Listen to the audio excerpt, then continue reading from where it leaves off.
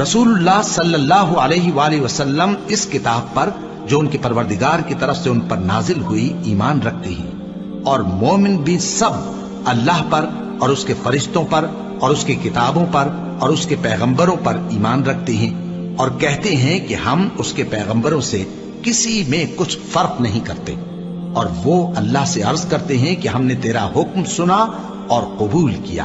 اے پروردگار، ہم تیری بخشش مانگتے ہیں اور تیری ہی طرف لوٹ کر جانا ہے۔ اللہ کسی شخص کو اس کی طاقت سے زیادہ کا ذمہ دار نہیں بناتا۔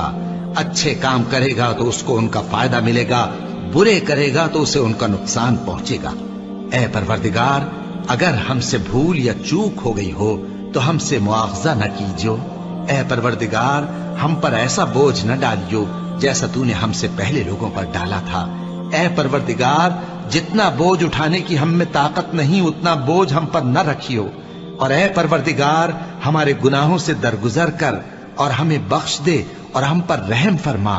تو ہی ہمارا مددگار ہے، سو ہم کو کافروں پر غالب کر۔